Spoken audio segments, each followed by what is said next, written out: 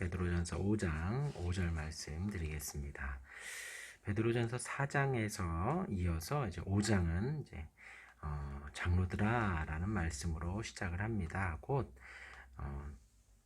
이제 마지막 5장으로 베드로가 마무리를 하면서 바른 신앙생활이 어떤 것인가라는 것을 가르쳐 주면서 장로들이 이제 교회를 어떻게 목양하고 장로들이 어떻게 교회 목회를 해야 되는가, 그런 부분에 대해서 나누면서 이제 영적 지도자의 역할이 어떤 사람들 위해서 군림하는 것이 아니라 자진해서 하여야 하고, 어떤 부정한 이익을 위해서가 아니라 오직 기쁜 마음으로 양을 먹이고 지배하려 하지 말고 겸손한 자세로 모범이 되고, 그러하면 생명의 면류관으로 영광의 관으로 주님이 갚아주신다라는 것이 4절까지의 말씀입니다. 그러면서 이제 오늘 5절은 젊은 자들아 라는 말씀으로 이제 장로들과 반대되는 어떤 교회의 역할적인 부분에 대해서 그들에게 권면을 하고 있는 것입니다. 꼭 목자가 있으면 양이 있는 어떤 그런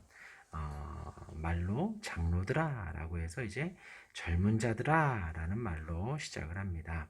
젊은 자들아, 이와 같이 장로들에게 순종하고, 어떤 지금 이 부분을 이야기를 하면서 단순히 교회 안에서 장로와 젊은이들, 교회 안의 질서를 위해서 어떤 인간적인 차원의 서열 원칙을 말하려는 것이 아니라는 것입니다.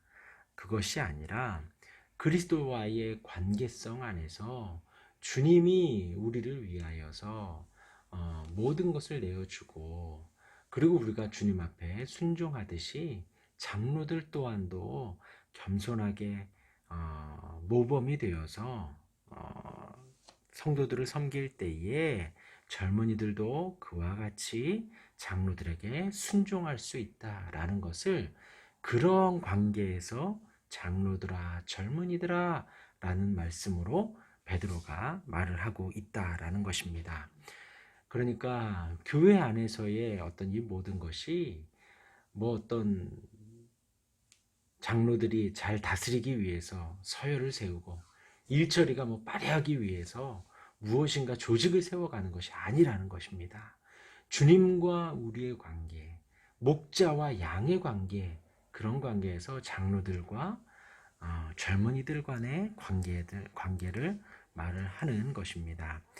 그렇게 이와 같이 똑같이 장로들이 그렇게 겸손히 섬기고 모범이 돼서 섬기고 그렇게 하듯이 이와 같이 장로들에게도 순종하라. 똑같은 마음으로 젊은이들도 순종해라 라는 것입니다. 똑같은 마음으로 억지로 순종하는 것이 아니라 자원함으로 순종을 하고, 더러운 이득을 위하여 순종하는 것이 아니라 감사함으로 순종을 하고, 또 어떤 억지로 주장하는 자세로 하지 말고 본이 되어서 이렇게 다스리듯이 본이 되게 순종하라. 이와 같이라는 말씀입니다. 똑같이 젊은이들도 순종해라. 그러면서 서로 겸손으로 허리를 동이라. 서로 겸손하라는 거예요. 서로가. 누구는 겸손하고 누구는 교만하는 것이 아니라 다스리는 장로들도 겸손하고 다스림을 받는 젊은이들도 겸손하라는 것입니다. 그런데 그 겸손이라는 표현을 쓰면서 허리를 동이라 라는 이제 표현을 썼거든요. 베드로가. 이제 요한복음 13장에 보면은 예수님께서 제자들의 발을 씻기면서 허리를 동이게 됩니다. 그때 당시에 종들이 허리를 동이는 것은 안에 이제 내복을 입고 겉에 외투를 긴 어떤 원피스 같은 것들을 입었는데, 그것이 겉옷도 되고, 그리고 이렇게 추울 때는 이불도 되는 그런 겉옷을 이렇게 입고 있다가 일을 하러 나갈 때는 허리춤에 끈을 묶으면서 이제 내가 일을 해야겠다라는 어떤 마음을 다지는, 허리를 동이는 것을 그렇게 표현을 합니다. 근데 예수님께서 요한복음 13장에 제자들의 발을 씻겨주면서 허리를 동이셨어요. 그러니까 그것은 예수님이 단지 거기 있는 제자들의 발을 씻겨주는 것을 종과 같은 모습으로 섬기겠다라는 예수님이 보여주신 아주 겸손의 모습인 거예요. 그러니까 종들이 허리를 동였다니까요. 근데 예수님이 제자들의 발을 씻기기 위해서 허리를 동이셨어요. 마찬가지로 젊은이들아, 서로 겸손으로 허리를 동여라. 서로 예수님도 허리춤을 맸다. 너희들도 허리춤을 매어서 장로들에게 겸손으로 대하고 서로 간에도 겸손함으로 대하라는 거예요. 허리에 겸손을 두르고 서로 섬기라는 것입니다. 예수님께서 그렇게 섬기셨듯이. 그렇게 시작하는 13장의 시작은 어떻게 시작하냐면 예수님이 제자들을 사랑하시되 끝까지 사랑하셨다 그래요. 끝까지. 사실 예수님에게만 적용이 되는 표현이에요. 사실 우리는 사랑하기가 쉽지 않거든요. 끝까지 사랑하기가. 이쁘다 할 수 있고 사랑한다 할 수 있지만 우리 마음은 한없이 변해요. 한없이 변해요. 근데 예수님은 끝까지 사랑하셨다는 거예요. 그래서 그 제자들, 지금도 예수님이 어떤 죽음을 당할지도 모르는 그 제자들, 아무것도 모르는 제자들, 이제 곧 예수님이 잡혀가면 다 도망칠 그 제자들, 부인할 제자들, 그들을 발을 씻겨주는 거예요. 그래서 성경의 표현이 끝까지 사랑하시니라 는 표현으로 요한복음 13장이 시작을 합니다. 그러면서 허리를 동이라. 하나님은 교만한 자를 대적하시되. 이 교만하다라는 것은 남들에게 자신을 드러내는 사람입니다. 나를 드러내는 거예요. 나를. 내가 이렇게 하니까, 내가 이렇게 해서, 내가 이래가지고. 그것을 성경은 교만하다라고 합니다.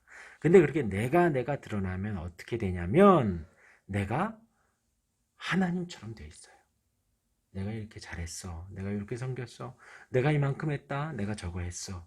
그렇게 되다 보면 우리 그냥 가십거리 처리처럼, 가십 나누는 것처럼, 농담처럼 그렇게 말을 하지만 아무 생각 없이 그런 말들을 하다 보면 나중에는 내가 하나님처럼 돼 있습니다.